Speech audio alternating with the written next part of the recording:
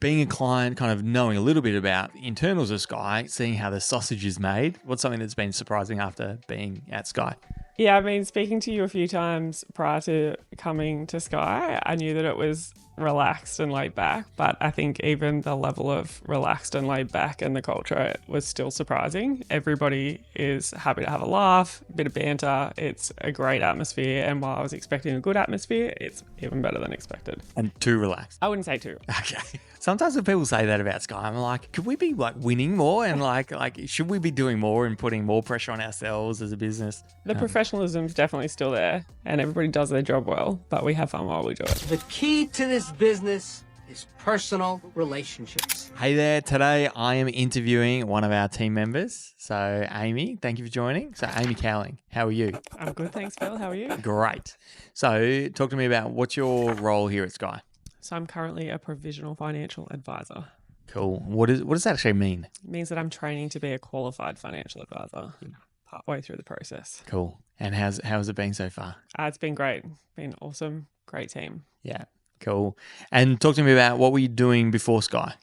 So I was previously working for Centrelink as a fraud investigator. Yeah, cool. So busting down doors. Well, not exactly. Taking criminals. Very different to what I'm currently doing. Let's just say that. What was some of the most interesting things you did at Centrelink fraud investigation? Don't name names. Don't tell us about, James that did anything bad. But what are some of the interesting things that you did there? I think for the last probably 2 years before I came to Skye, there was obviously all of the COVID payments and a whole heap of disaster recovery with floods and fires and that sort of thing. And identity crime was really on the increase. So the amount of identity crime that you'd see across those payments was huge. And it was really the busiest couple of years that we'd ever had in fraud. Yeah, right. And why did you decide to get out? So why did you leave a comfortable government job with stability into a small business? That's why it took me so long to come to financial advice, to be fair. I actually finished my degree in 2019 wanting to do financial advice from a long time ago. And the stability of government through COVID was definitely a reason that I stayed for a lot longer than I was intending to. But I really wanted to use that degree and go into financial advice. So I eventually made the jump.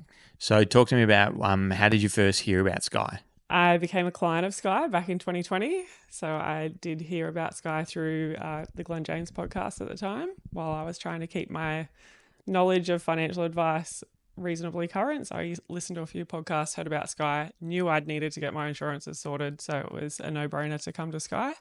Had yourself as my advisor at the time.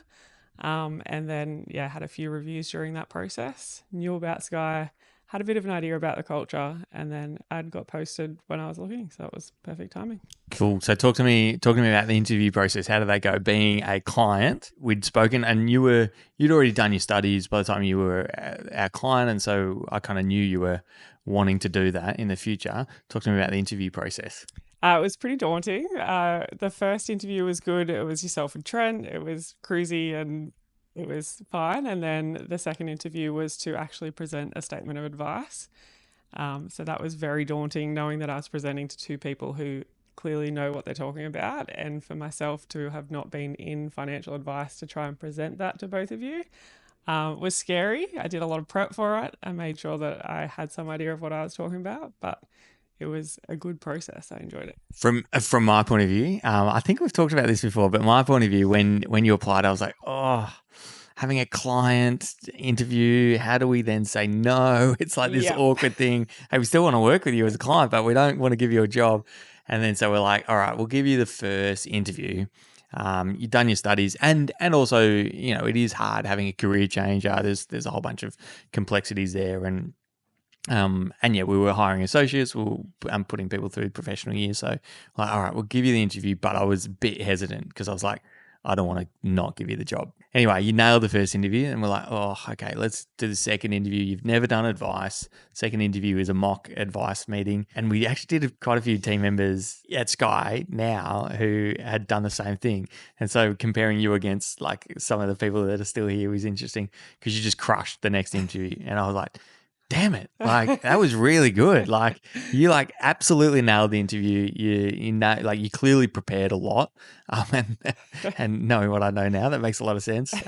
You prepared a lot and then you just absolutely dominated the interview. So I was like, okay, cool. Like, this will be a good fit, good culture fit. Yeah. And so I'm glad we gave you a go, even though I was hesitant to. Yeah, you were very open with me when I asked you the question as to were you hesitant in hiring me, and you definitely said if you weren't a client, you wouldn't have got an interview. Yeah. So I'm very glad I was a Skye client. Yeah, and because you wanted to do holistic advice, that's what you Yeah. had talked about wanting to do, Yeah. and so there was also that. You know, it's always making sure that the right people are the right fit for our business, and we're the right fit for them. All right, talk to me about being a client, kind of knowing a little bit about like the internals of Skye. Now, you know, seeing how the sausage is made, as I asked the other day. How is that experience? Like, what's something that's been surprising after being at Skye? Yeah, I mean, speaking to you a few times prior to coming to Skye, I knew that it was relaxed and laid back, but I think even the level of relaxed and laid back and the culture was still surprising. Everybody is happy to have a laugh, a bit of banter. It's a great atmosphere, and while I was expecting a good atmosphere, it's even better than expected. And too relaxed. I wouldn't say too. Okay. I know being. Okay, good. And sometimes when people say that about Skye, I'm like, could we be like winning more and like should we be doing more and putting more pressure on ourselves as a business?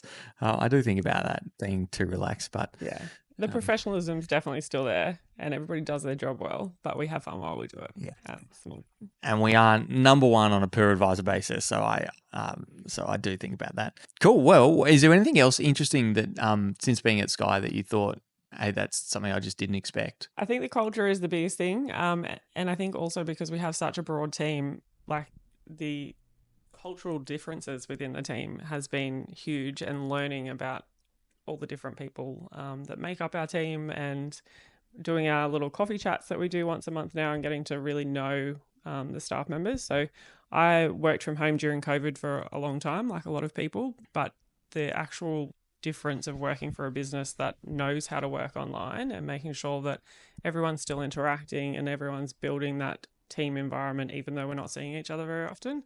I wasn't sure how that would work really well in a business because it wasn't great when we were just all forced to work from home. Yeah, and that is the fortunate thing. We were remote before COVID, so then when COVID happened, it was kind of easy, and then just being intentional about how do we manage this. What about the transition from being government doing something for how long were you at Centrelink for? In total, I think 13 years. 13 years. Yeah. So you've doing one thing and then now being an advisor and having to learn. How have you gone, doing that career change, like learning a whole new career? Like, how has that been?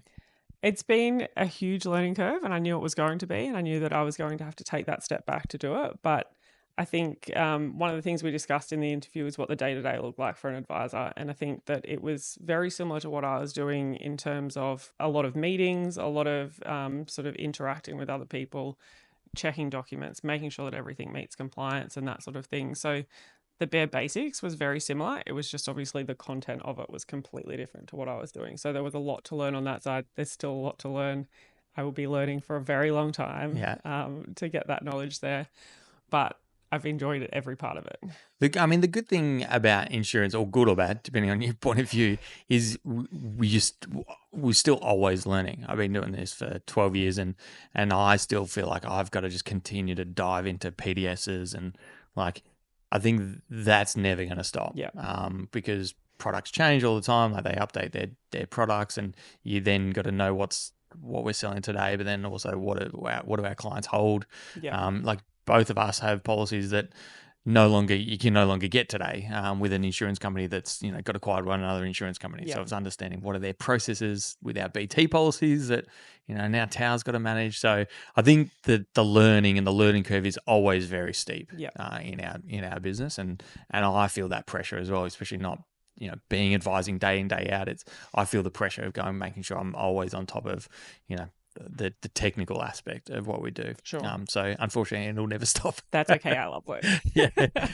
So what's one interesting fact about yourself? I don't know that there's a lot of that interesting facts. I'm a mum. I've got 2 young kids, a husband. How old are the little ones? 8 and 6. We love caravanning, so we get out and about a fair bit.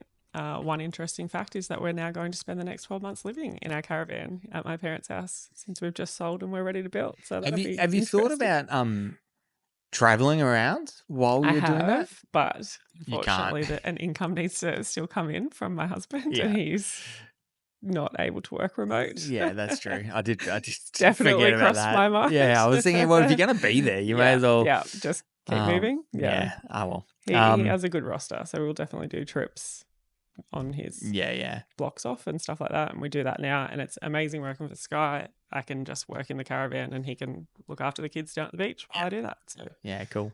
Awesome. Well, thanks, Aimee. Appreciate you taking the time. Thanks, Phil.